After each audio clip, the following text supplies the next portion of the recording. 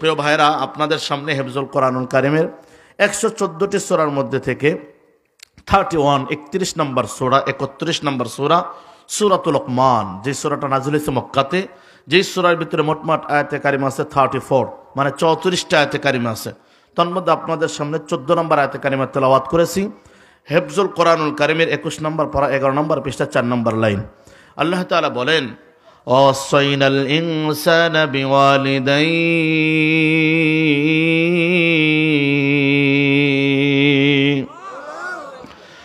মুসলমান ভাইরা রে, আল্লাহ রাব্বুল আলামিন কত সুন্দর করে বলে দেন।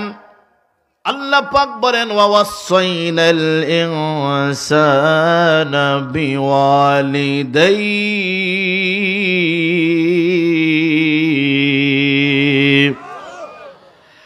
আল্লাহ রাব্বুল আলামিন বলেন, ওগো পয়গম্বর, तमाम पृथिवीर मानव जाति के आमी अल्लाह ताला निर्देश करेছি, आमी अल्लाह ताला जानिए दिएছি नबी गो। अल्लाह पाक बोलेन, नबी गो आमी की जानिए दिएছি, आमी की ऑर्डर करेছি, आमी की आदेश करेছি জানেন? আপনারা শুনলেন এতক্ষণ আলোচনা, মা বাবার দোয়া নিতে হবে। আর আমার আলোচনা শুনেন, দোয়া নেওয়ার আগে মা বাবার হক আদায় করেন।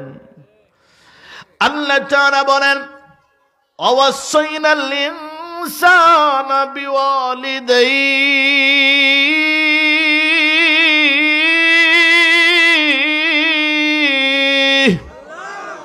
আল্লাহ পাক বলেন, ওগো পয়গম্বর, तमाम पृथिवीर मानव जाति के आमी ऑर्डर दिए दिलाम, दुनियार मानुष रे, তোমরা যদি আমার বান্দা হও তাহলে আমি অর্ডার করে দিলাম, তোমরা তোমাদের মা বাবার সাথে ভালো ব্যবহার করবা, তোমাদের মা বাবার খেদমত করবা, তাহলেই কেবল তুমি আমার প্রিয় বান্দা হইতে পারবে। যেরকম সুবহানাল্লাহ।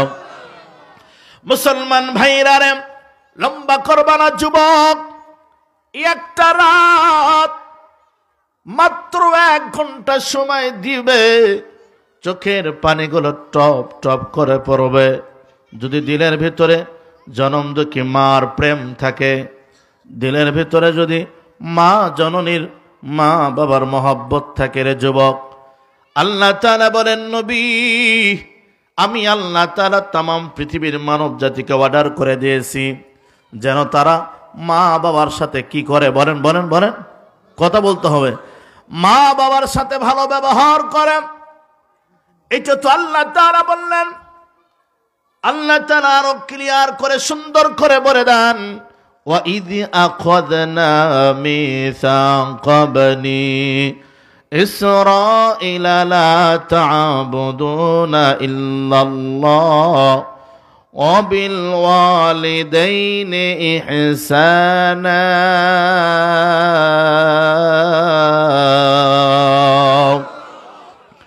মুসলমান ভাইরা রে, বলুন তো দেখি, মা বাবার সাথে ভালো খেদমত করা, মা বাবার হক আদায় করা, এটা কার অর্ডার?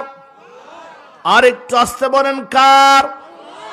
আল্লাহ তাআলার অর্ডার। এইবার আমার পয়গম্বর কি বলেন দেখেন, সহিহুল বুখারীর বর্ণনা 5970 নম্বর হাদিস। আল্লাহর রাসূলের সাহাবী আব্দুল্লাহ ইবনে মাসউদ রাদিয়াল্লাহু তাআলা আনহু, যিনি রাইসুল মুফতিন বলা হয়, আল্লাহর রাসূলের পরে কিয়ামত পর্যন্ত এই জমিনে আর এত বড় মুফতি আসবে না, সুবহানাল্লাহ কে বলা যাবে না। আল্লাহর পয়গম্বরের সাহাবী আব্দুল্লাহ ইবনে মাসউদ রাদিয়াল্লাহু তাআলা আনহু বলেন, সালতুন নবিয়্যা সাল্লাল্লাহু আলাইহি ওয়াসাল্লাম, আমি আল্লাহর পয়গম্বরকে প্রশ্ন করলাম, আইয়ুল আমালে আহাব্বু ইলাল্লাহ, নবী গো আপনার কাছে জানতে চাই আল্লাহর কাছে সবচাইতে প্রিয় আমল কোনটা? সুবহানাল্লাহ। কি জানতে চায়? আল্লাহ তাআলার কাছে সবচাইতে প্রিয় দামি আমল কোনটা? আল্লাহর রাসূলের সাহাবী বলেন, আল্লাহর পয়গম্বর বলেন, ও সাহাবী, 1 নম্বর আল্লাহ তাআলার কাছে तमाम পৃথিবীতে যত আমল আছে 1 নম্বর আমল হলো as-সালাতু আলা ওয়াক্তিহা, 5 ওয়াক্ত নামাজ জামাতের সহিত আদায় করা। সুবহানাল্লাহ বলেন। ক্বালা সাহাবী বলেন সুম্মাইয়ুন নবী গ, এরপরে দ্বিতীয় আমল, সবচাইতে দ্বিতীয় সিরিয়ালে আল্লাহ তাআলার কাছে প্রিয় আমল কোনটা? আল্লাহর পয়গম্বর কি বলেন জানেন? এ পীরচারি পূর্ব পাড়ার যুবক ভাইরা রে, আল্লাহর পয়গম্বর বলেন, আল্লাহর পয়গম্বর রমজানের রোজার কথা বলে নাই, বাইতুল্লাহ 14 বার করে হজ করো এই কথা আল্লাহর পয়গম্বর বলে নাই।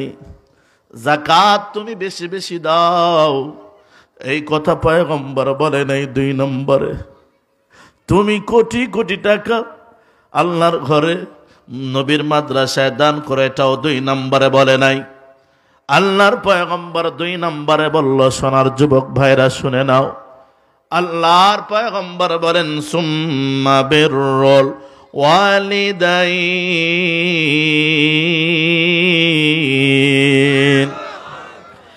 আল্লাহর পয়গম্বর বলেন ও উম্মতিরা রে, 2 নম্বর আমল আল্লাহ তাআলার কাছে দামি কোনটা জানুনি?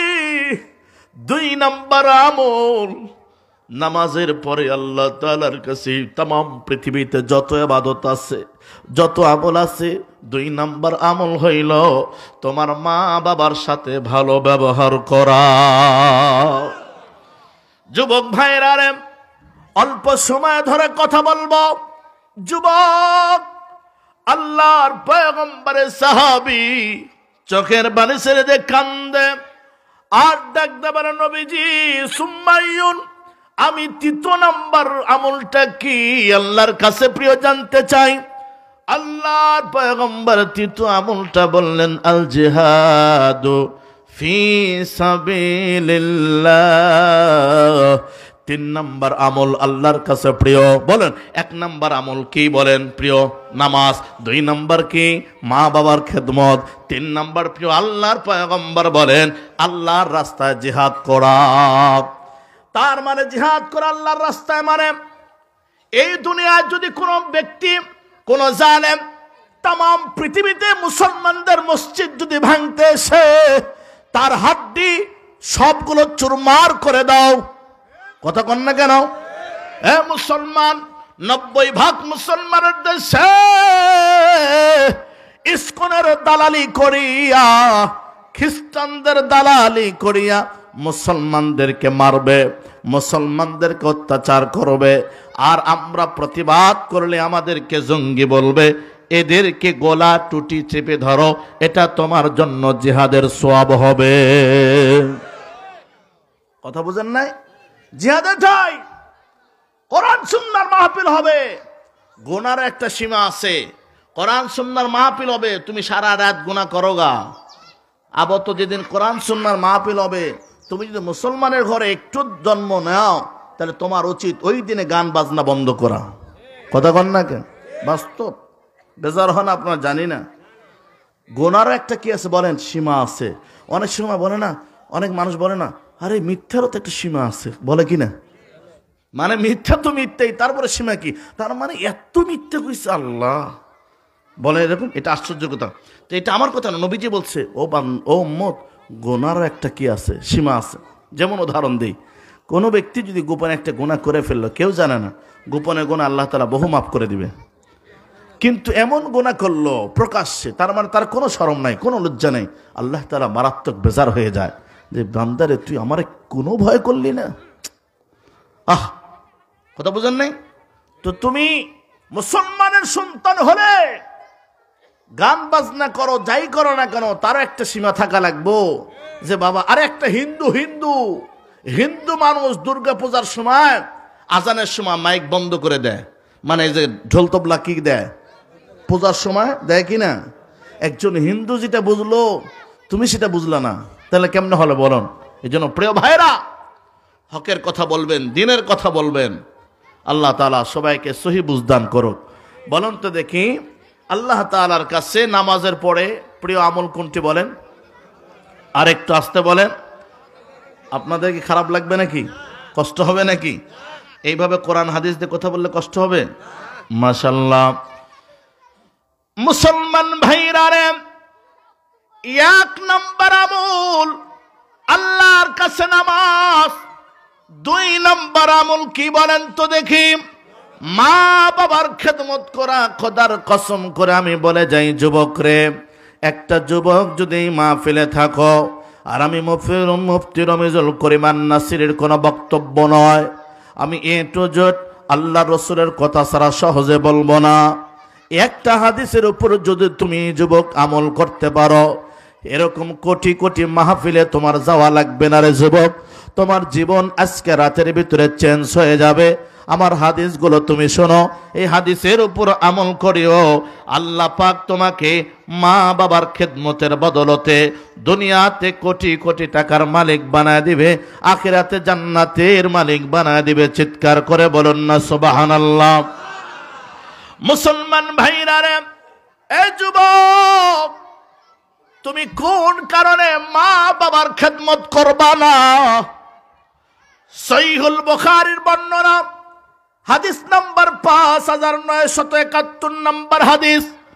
আল্লাহর পয়গম্বর সাহাবী আবু হুরায়রা রাদিয়াল্লাহু তাআলা আনহু, যিনি আল্লাহর রাসূল থেকে হাদিস শোনার জন্য 24 ঘন্টায় মসজিদে নববীর বারান্দায় পড়ে থাকতো। আবু হুরায়রা, বুখারী মুসলিম এমন কোন পাতা নাই আবু হুরায়রার নাম নাই। যেরকম সুবহানাল্লাহ। এই আবু হুরায়রা রাদিয়াল্লাহু তাআলা আনহু বলেন, যা রাজুলুন ইলা রাসূলিল্লাহি সাল্লাল্লাহু আলাইহি ওয়াসাল্লাম, আল্লাহর পয়গম্বর বসে আছেন।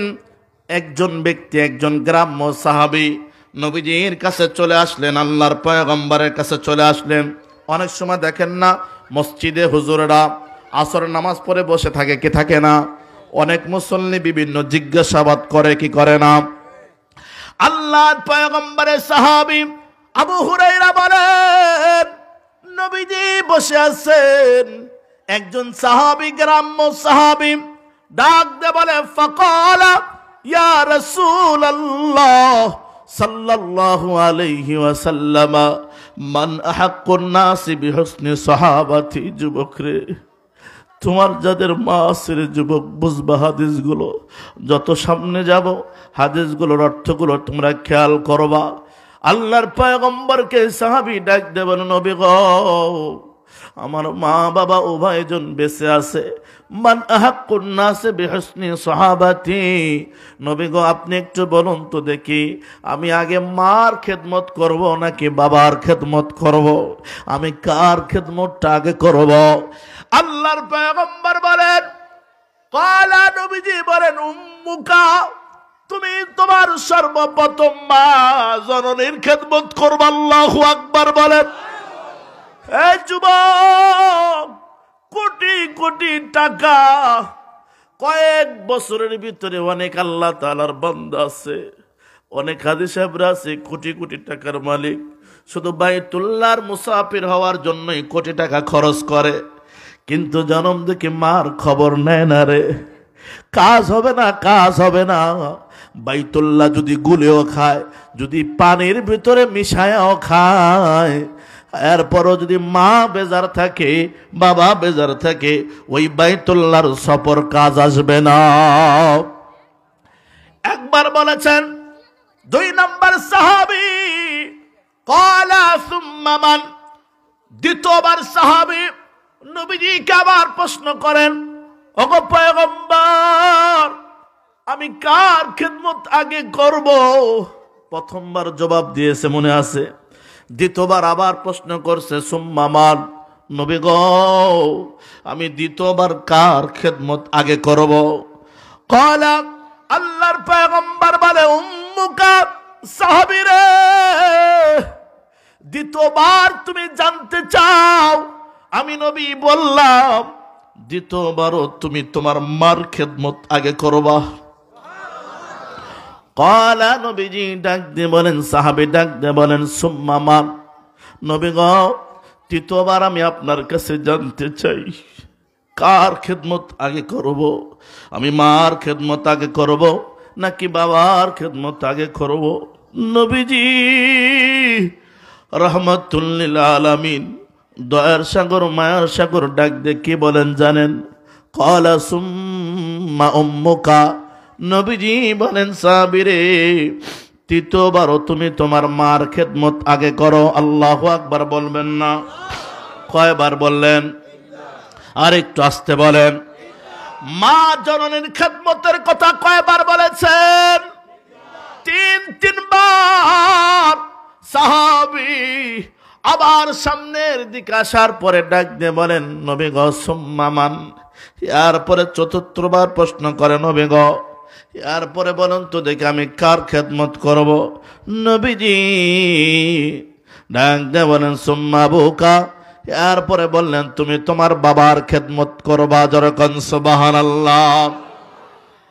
বীরচারীর পূর্ব পাড়ার যুবক ভাইরা রে, মুরব্বী বাবারা, বলুন তো দেখি মার খেদমতের কথা নবীজি কয়বার বলেছেন? তিনবার বলেছেন। কেন বললেন বাবার খেদমতের কথা? একবার কেন বললেন?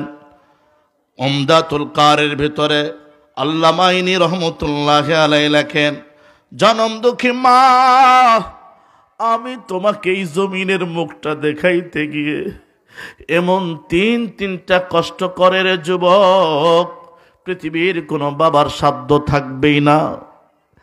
এক নাম্বার যুবক, এক নাম্বার জনম দুঃখী মা, তোমাকে আমাকে পেটে ধারণ করিয়া পেটে সন্তান রেখে গর্ভধারণের কষ্ট কে সহ্য করে বলেন তো দেখি? কোনদিন আমারও ছোট বাচ্চা আছে, আপনাদেরও আছে অনেকের, আপনারা জানেন কোনদিন এই কষ্ট আমার করতে হয় নাই, আপনারও করতে হয় নাই। কিন্তু নজর করে দেখো যুবক, কোন মারে ধমক দাও রে যুবক, কোন মার পান কিনে দিতে তুমি পারো না রে যুবক, কোন মা 10টা টাকা চাইলে তোমার পকেট থেকে টাকা বের হয় না। আজকে দেখো মুহাদ্দিসিনে কেরাম বলেন, জনম দুঃখী মা পেটে সন্তান ধারণ করিয়া এককভাবে কষ্ট করে। আমি তো দেখেছি, আমার বিবিকে দেখেছি, আপনিও দেখেছেন। সন্তান ধারণ করার পরে 8 মাস থেকে অথবা 7.5 মাস পরে দেখা যায় বিছানায় ঘুমায় না। মাঝে মধ্যে হঠাৎ করে একবার ডান কাত হয়, আর একবার বাম কাত হয়, আর একবার জনম দুঃখী মা ঘুম থেকে উঠে হাঁটাহাঁটি করে। স্বামী ডাক দেয়, বলে ব্যাপারটা কি হয়েছে? মা চিৎকার করে বলছে, স্বামী গো, আমার কলিজার উদরের সন্তান আমার ডান পাশে লাথি মারে, আমি ডান কাত হয়ে ঘুমাইতে পারি না। আবার যখন বাম কাত হয়ে ঘুমাই, বাম কাতে লাথি মারে। স্বামী গো, এই জন্য আমি ঘুমাই না, আমি এরকম ভাবে হাঁটাহাঁটি করি। মুসলমান ভাইরা রে, খেয়াল করবেন, আল্লাহর বান্দা ডাক দিয়ে বলেন, আল্লাহ বাইনি রহমতুল্লাহ আলাইহি, এই কষ্টটা পৃথিবীর কোনো বাবার করা লাগে না।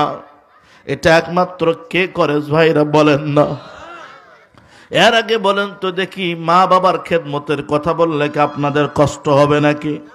আমি আপনাদেরকে বলতেছি, কোনো মোষওয়ালার দরবারে যাওয়া লাগবে না রে বাবা, হারাম পথে কামায়ের জন্য যাওয়া লাগবে না। এই জমিনের বেধর্মী হোক ধর্মীয় লোক হোক, যারাই জিরো থেকে হিরো হয়েছে, সকলেই মা, তাদের পিছনে মা বাবার দোয়া আছে। মুসলমান ভাইরা রে, 2 নম্বর কারণ, দ্বিতীয়বারও নবীজি মার খেদমতের কথা কেন বললেন? কয় 2 নম্বর কষ্টটা হলো মা সহ্য করে, যেটা পৃথিবীর কেউ করতে বাবারা পারবে না।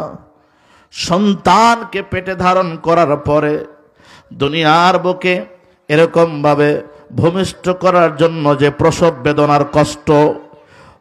বেদনার কষ্ট যুবক, তুমি যদি বিবাহিত হও রে যুবক, তুমি যদি চোখে একবার দেখতে পারো কি কষ্ট সহ্য করতে পারে।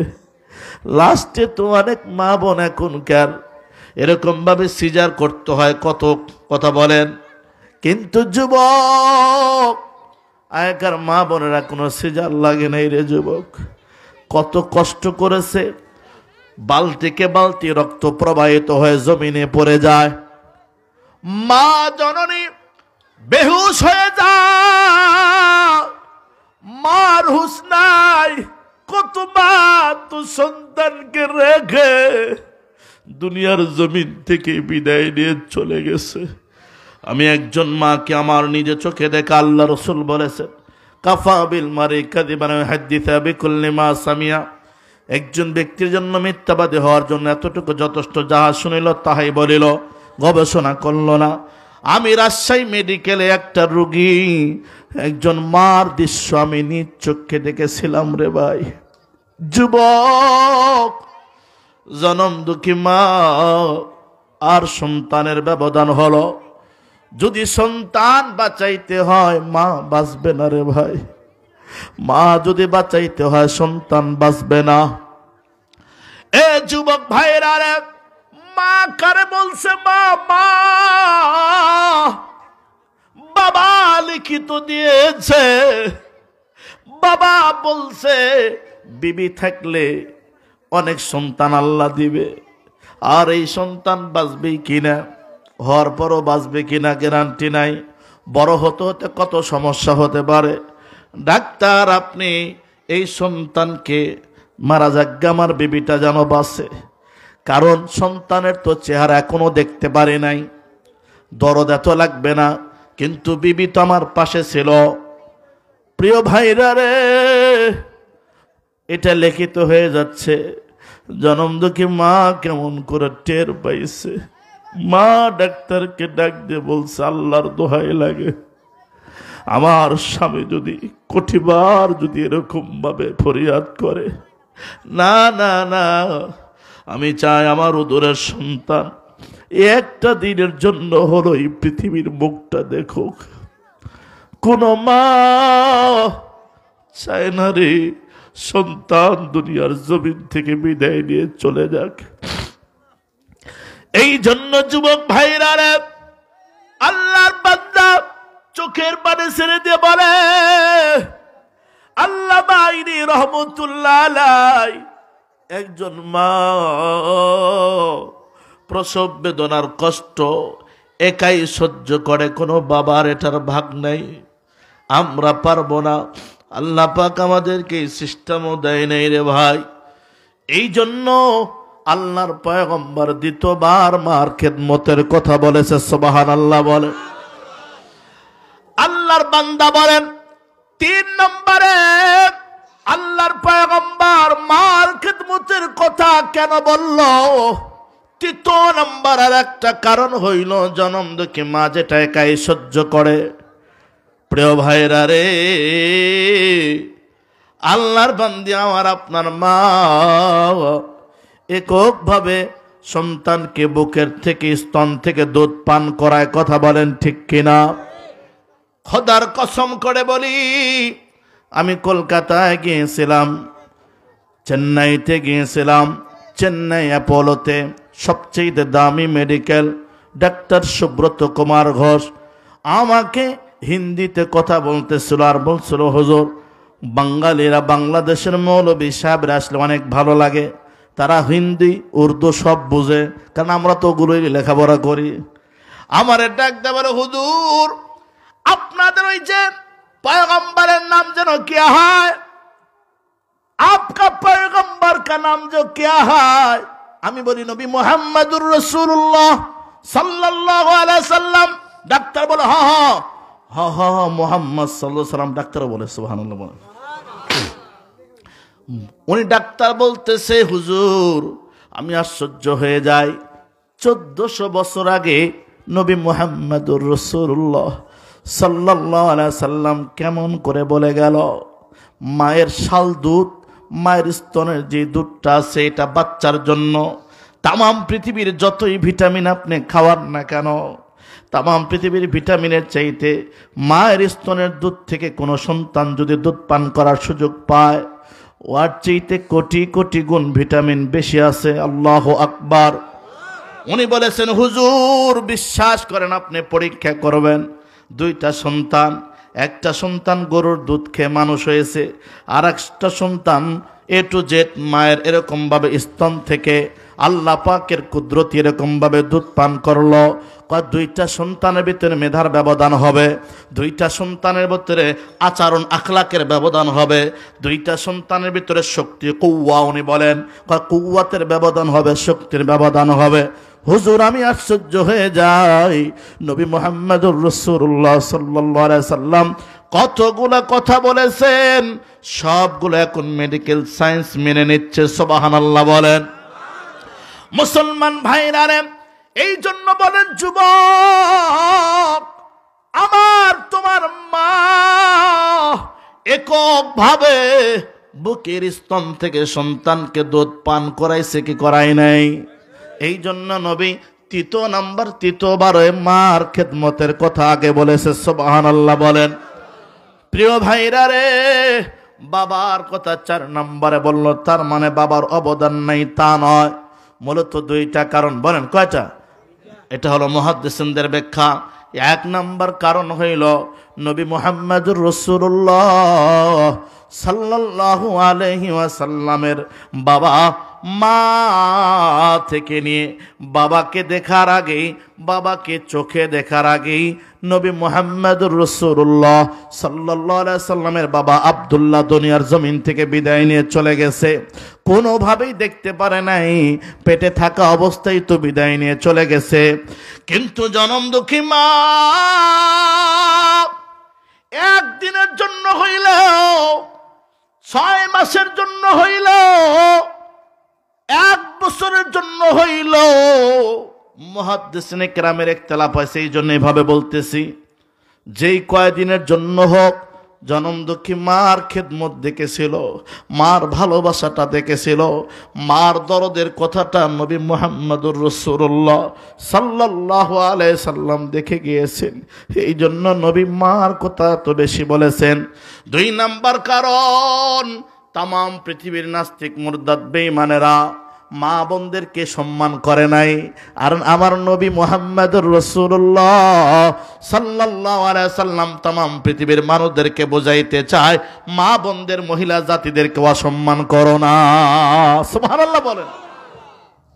এরা হলো অবহেলিত করে রাখে। কথা বলেন। এই জন্য মনে রাখবেন, যে যেটাই বলুন যুবক ভাইরা, যারা তোমরা লেখাপড়া করো, গবেষণা করো, দেখবা আমার আপনার নবী মুহাম্মদুর রাসূলুল্লাহ সাল্লাল্লাহু আলাইহি সাল্লাম আসার আগে আগ মুহূর্তে পর্যন্ত আপনি ইতিহাস দেখবেন, সমস্ত ইতিহাসে মহিলাদের উপরে পাশবিক, শারীরিক যত প্রকারের নির্যাতন ছিল চালিয়ে গিয়েছে। কিন্তু নবী মুহাম্মদুর রাসূলুল্লাহ সাল্লাল্লাহু আলাইহি সাল্লাম, আমার নবী আপনার নবী আসার আগে মেয়েদেরকে জিন্দা দাফন করা হইতো, কিন্তু আমার নবী আপনার নবী আসার পরে আর কি করা হয় নাই? মেয়েদেরকে, কন্যা সন্তানকে কখনো জিন্দা দাফন করা হয় নাই। সুবহানাল্লাহ বলবেন না?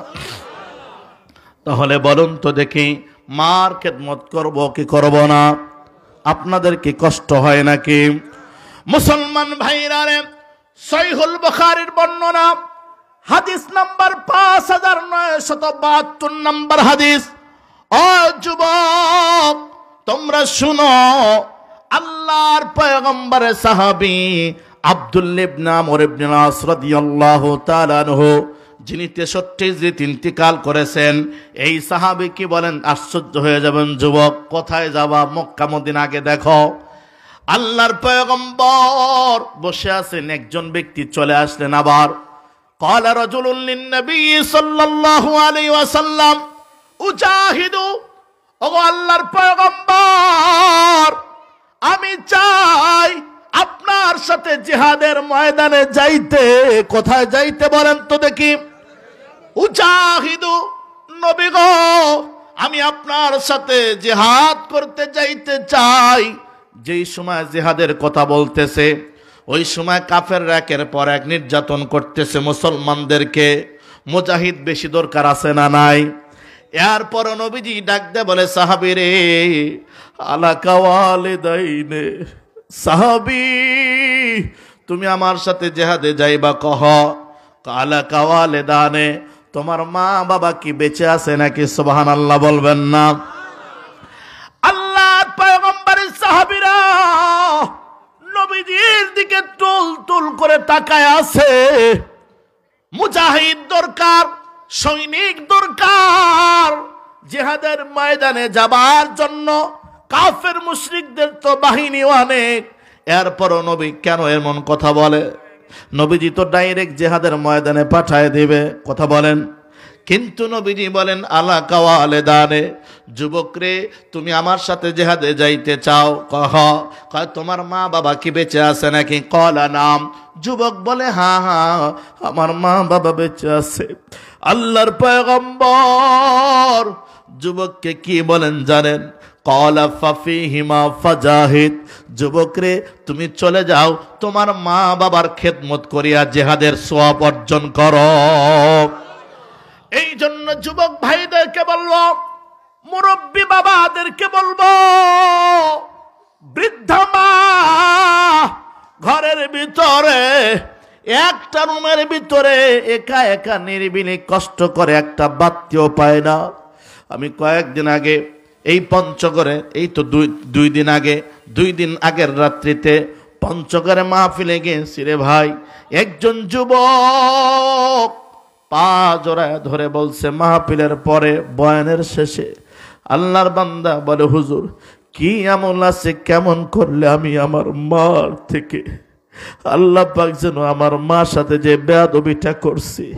যুবক বলে হুজুর বহু টাকার মালিক তো আমি, কিন্তু মা একটা গোয়াল ঘরের মতো ঘরে রাখতাম, এই ঘরের ভিতরে রাখিয়া সুন্দর একটা বাতি দেখেন আমার ঘরে আপনারে থাকার জায়গা দিয়েছি। যেই হুজুর আসে সেই হুজুরের থাকার জায়গা দেই। আমি মনে করি হয়তো এই আমলে আল্লাহ পাক মাফ করতে পারে। আমার ঘরে রিমোট সিস্টেম বাতি, রিমোট দিলেই বাতি জ্বলে যায়, রিমোট অফ করলে বাতি অফ হয়ে যায়। অথচ আমি জনম দুঃখী মার ঘরে একটা সুন্দর বাতি দিতাম না হুজুর, দূরে হবে এই জন্য বিদ্যুতের লাইন দেই নাই। যুবক আমি বললাম ভাই যুবক কি বলো, আমার মতো হুজুর কেন? তাম পৃথিবীর সব আল্লাহর ওলিকে লইয়া, সাহাবীকে লইয়া যদি তোমার বাড়ির ভিতরে মেহমানদারি করাও, সবাইকে হাদিয়া দাও, কোটি কোটি হুজুর এনেও যদি হাদিয়া দাও, প্রয়োজনে হুজুরগুলোকে যদি মিশ্রণ করে শরবত বানায়া খাও, তোমার গুনাহ মাফ হবে না রে ভাই। কয় হুজুর কি করব? আমি বলি ওই যে ওয়াজে বলছি। হুজুর কি করবে?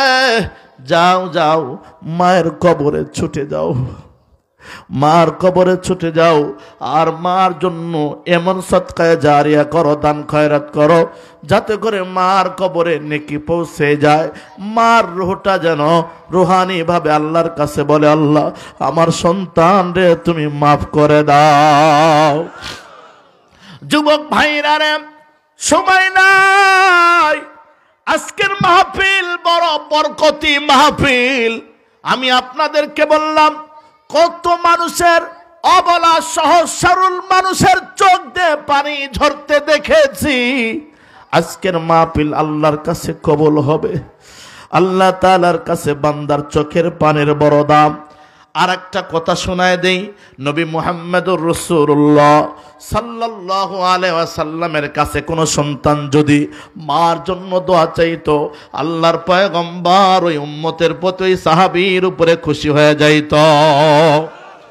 মুসলমান যুবক ভাইরা রে, 4 নম্বর হাদিস সহিহুল বুখারীর আর একটা বর্ণনা। এই হাদিস শোনার পরে কোনোদিন অন্য মানুষের মা বাবাকে গালি দেবা না। সহিহুল বুখারীর বর্ণনা 5973 নম্বর হাদিস। আল্লাহর পয়গম্বরের সাহাবী আব্দুল্লাহ ইবনে আমর ইবনে আস রাদিয়াল্লাহু তাআলা আনহু বলেন, আল্লাহর পয়গম্বরকে বলা হলো, দেখেন ক্বালা রাসূলুল্লাহ সাল্লাল্লাহু আলাইহি ওয়াসাল্লাম, আল্লাহর পয়গম্বর বলেন, ইন্না আকবারাল কাবাইর আন ইয়াজআলাল রাজুলু ওয়ালিদাইন। আল্লাহর পয়গম্বর বলেন সবচাইতে বড় গুনাহ হলো মা বাবাকে অভিশাপ দেওয়া। কি দেওয়া বলেন? আমরা শুনছি এতদিন যে মা বাবাই সন্তানকে কি দেয়? অভিশাপ দেয়, তাই না? আর নবীজিকে বলেন কয় ইন্না আকবারাল কাবাইরি আইয়ালআনার রাজুল ওয়ালিদাইহি। আল্লাহর পয়গম্বর বলেন সবচেয়ে বড় গুনাহ, এক নম্বরে সবচেয়ে বড় গুনাহ হলো মা বাবাকে সন্তান অভিশাপ করা। কিলা ইয়া রাসূলুল্লাহ ওয়া কাইফা ইয়ানআনুর রাজুল ওয়ালিদাইহি। নবী গো, সন্তানরা আবার মা বাবাকে কেমনে অভিশাপ দেয়? এমনি তো জীবন শেষ। আল্লাহর পয়গম্বর বলে কিভাবে জানো? ক্বালা ইয়াসুব্বু আবার রাজুলে ওয়া ইয়াসুব্বু আবাহু। একজন এরকম ভাবে গন্ডগোল লাগায়া দিয়া একজন আরেকজনের বাপকে গালি দেয়, ওই সন্তান আবার তার বাপকে গালি দেয়। তাহলে এই সন্তানটা যদি তার বাপকে গালি না দিত, উল্টা ওই সন্তান তার বাপকে গালি দিত না। এই জন্য এটা বাপকে গালি খাওয়ানো মানে এক ধরনের মা বাবাকে অভিশাপ করা। চিৎকার করে বলেন নাউজুবিল্লাহ। অনেকে বলে না অমুকের বাচ্চা তমুকের বাচ্চা, এটা বলে কি বলে না? যুবক ভাই প্লিজ, আল্লাহর মেহেরবানি, তুমি যে গালিটা সুখ করলা, এই গালিটা তো তার মা বাবার কাছে গেল, আবার সে উল্টা তোমার মা বাবাকে দিল। তুমি গন্ডগোল লাগাইছো, তোমার মা বাবার তো কোনো দোষ নাই। কথা বলেন। খবরদার, আদর্শবান সন্তান হলে কেচাল লাগতে পারে, কিন্তু নিজের মা বাবাকে অন্যর মা বাবাকে তুলে গালি দিবেন না, কারণ সেও আপনার মা বাবাকে তুলে কি দিবে বলেন? গালি দিবে। মুসলমান ভাইরা, আর একটা সুন্দর একটা হাদিস আমি আপনাদেরকে বলি। আবু দাউদ শরীফ, আপনারা সিয়াসিত্তার নাম শুন, 6টা সহিহ হাদিসের কিতাব, তার মধ্যে আরেকটা হলো কি সুনানে আবু দাউদ শরীফ, 2528 নম্বর, মানে 2528 নম্বর হাদিস। আল্লাহ রসুলের সাহাবী বলেন, কষ্ট হচ্ছে নাকি আপনাদের? আল্লাহর পয়গম্বরের সাহাবী বলেন, যা রাজুলুন ইলান নবী সাল্লাল্লাহু আলাইহি ওয়াসাল্লাম। এই হাদিসটা খেয়াল করেন। একজন ব্যক্তি আল্লাহর পয়গম্বরের কাছে দৌড়ায়া দৌড়ায় এসে নবীজিকে ডাক দেয়, বলে ফাকালা জিতু বায়ুকাল আল হিজরাতে। খুব খেয়াল করেন, নবী গো, আমি আপনার কাছে আসছি আপনার হাতে বায়াত হওয়ার জন্য। কি হওয়ার জন্য? আপনার হাতে বায়াত। কিসের বায়াত? নবী গো, আমি শুনছি আবু জেহেলের অত্যাচার, আবু লাহাবের অত্যাচার, আবু সুফিয়ানের অত্যাচার, উমাইয়ার অত্যাচার, এগুলো সহ্য করতে না পারিয়া আপনি নাকি মক্কা থেকে মদিনায় কি করবেন? তাহলে আমার সাথে বলুন, হিজরতের বায়াত বলুন। কিসের বায়াত? ও গো আল্লাহর পয়গম্বর, আমি আপনার কাছে আসছি হিজরতের বায়াতের জন্য। তার মানে আমিও মক্কায় থাকবো না, যেই মক্কায় নবী থাকবে না আমি সেই মক্কায় থাকবো না। এ যুবক, এটাই ছিল যুবকদের, সাহাবীদের নবীর প্রতি প্রেম। সুবহানাল্লাহ বলেন। যেই মক্কায় নবী থাকবে না, হযরত বেলাল মসজিদে নববীতে আজান দেয় না। কি জন্য? কয় যেই মসজিদে নববীতে নবীজি ইমামতি করবে না, সেখানে আমি আজান দেব না। আল্লাহ, এইটাই প্রেম রে যুবক। তোমাদেরকে মাঝখানে ছোট্ট একটা হাদিস বললে কি কষ্ট হবে নাকি? যুবক, তুমি রেকর্ড লাগাও, মুসলিম শরীফের 2325 নম্বর হাদিস। আল্লাহর রাসূলের সাহাবী আনাস ইবনে মালিক রাদিয়াল্লাহু তাআলা আনহু, যিনি 93 হিজরিতে ইন্তিকাল করেছেন, ওই আনাস ইবনে মালিক বলেন, ও দুনিয়ার উম্মতেরা রে, সাহাবীদের সাথে কখনোই তুলনা করতে পারবা না। সাহাবীরা নবীজির একটা পশমকে, চুল মোবারককে যেই পরিমাণ ভালোবাসতো, আমরা নবীজিকে, পুরা নবীকে এত ভালোবাসতে পারি না। আনাস ইবনে মালিক বলেন, আমার দিক থেকে, রাআইতু রাসূলুল্লাহি সাল্লাল্লাহু আলাইহি ওয়াসাল্লাম ওয়াল হাল্লাকু ইয়াহলিকু রাসাহু। আনাস ইবনে মালিক বলেন, আমি দেখতেছি একদিন নাপিত কি কাটে? চুল কাটে। মাশাআল্লাহ। তো রাসূলের সময় ওরকম নাপিত ছিল না, কারণ সবাই সাহাবী, হিন্দু অন্য কেউ ছিল না, সবাই তো মুসলমান। সুবহানাল্লাহ বলেন। এই জন্য আমরা বলি খৌরকার। বলেন, কি বলবেন? খৌরকার মানে যে খুর দিয়ে চুল কাটে, বুঝলেন না? আল্লাহর পয়গম্বর সাহাবী আনাস ইবনে মালিক বলেন, রাআইতু রাসূলুল্লাহ সাল্লাল্লাহু আলাইহি ওয়াসাল্লাম, আমি দেখতেছি আল্লাহর পয়গম্বরকে একজন খৌরকার, ইয়াহলিকু রাসাহু, নবীজির মাথার চুল মোবারক কেটে দিচ্ছে। কি কেটে দিচ্ছে? খুব খেয়াল করেন। আল্লাহর পয়গম্বরের সাহাবী বলেন, ওয়া আতাফা বিহি আসহাবুহু, আমার দিক তাকান, যুবকেরা তো ভালো বুঝবে। যখন যুবকেরা আমাদের দেশে আহারে বিবাহ করার আগে, আল্লাহ মাফ করুক, বিবাহ করার আগে যুবক বলে, ভাই দোলা ভাই তুমি যা বউটা দেখে আসো, বলে কিনা? দোলা ভাইয়ের আবার রাগ করেন না যে হুজুর যে ফতোয়া দিলেন, এখন আমাদের কি হলো, একটা বিপদ হয়ে গেল। যুবক তোমারে বলে তুমি বিয়া করবা মোর জেনে না, কিন্তু তোমার দোলা ভাই আমার দোলা ভাই করবো, কথা কন না কেন? বিয়া কি আমি করব না আমার দোলা ভাই করবে, তাই না? যুবক তুমি মনে রাখো, আল্লাহর রাসূলের হাদিস, খোদার কসম করে বলি, আমার বাপ আছে না, আমার আব্বা, আমি বিবাহ করার আগে শুধুমাত্র আমার স্ত্রীকে, মহিলা হলো সবাই দেখতে পারবে, কিন্তু আমার আত্মীয়ের ভেতরে একমাত্র আপনি যদি প্রস্তাব দেন বিবাহ করার জন্য, আপনার দেখার অনুমতি, আমি প্রস্তাব দিলে আমার দেখার অনুমতি শরীয়ত দিয়েছে। আমার বাবার কাছেও আমার স্ত্রী কি নয়, আপন নয়। আমি বিবাহ করার পর, কবুল পড়ার পর জ্ঞান আমার বাবার কি হবে, আপন হবে, আমার বাবা শ্বশুর হবে, তখন তাকে অনুমতি দিবে। কিন্তু আমরা যুবক, তাফসিরে বাইজবির হাসিয়ার ভিতর আছে, শয়তান 64,000 সূরতে ধোঁকা দেয়। বলেন কত? 64,000 সূরতে, তার মধ্যে 63,995 অথবা 96টা হলো নেক্সট সূরত, মানে কি ভালো সূরত। কি সূরত? ভালো সূরত। আমাকে ধোঁকা দিবে আমার মতো টুপি পরে, আপনাকে ধোঁকা দিবে আপনার মতো টুপি পরে। আপনি ভালো মানুষ, আপনাকে ধোঁকা দিতে হলে ভালো মানুষের সূরত আগে ধরবে। বুঝান নাই মনে হয়? এ মুসলমান, তোমার জন্য যুবক, তুমি বিবাহ করবা যেই মেয়েকে, আল্লাহ রাসূল বলে তোমার জন্য দেখা বৈধ, তোমার বাপের জন্য, তোমার দুলাভাইয়ের জন্য বৈধ না। তা আমি বলতেছি, নবীজি কি কাটতেছিলেন? চুল কাটতেছিলেন। এটা কেন বলতেছি দেখেন, আমরা যখন বিবাহ করি হলুদ বাটো মরিচ বাটো আছে না নাই? যুবক রে, যখন আমরা আশ্চর্য হয়ে যাই, আচ্ছা তুমি ছোট থেকে বড় হলা, নেংটা কালে না যখন গোসল করতে পারতা না, তোমার হাত পা চলতো না, হাত পা ঠিকই চলে কিন্তু কাজ হইতো না, ওই সময় মা তোমাকে গোসল করায় দিয়েছে। আবার এমন একটা সময় আসবে রে যুবক, যখন তোমার আমার হাত পা সব থাকবে কিন্তু চলবে না, ওই সময় এলাকার লোকেরা আমাকে গোসল করায় দিবে, তোমাকে গোসল করায় দিবে, কিন্তু যতক্ষণ হাত পা ঠিক আছে অন্য কেউ কেন গোসল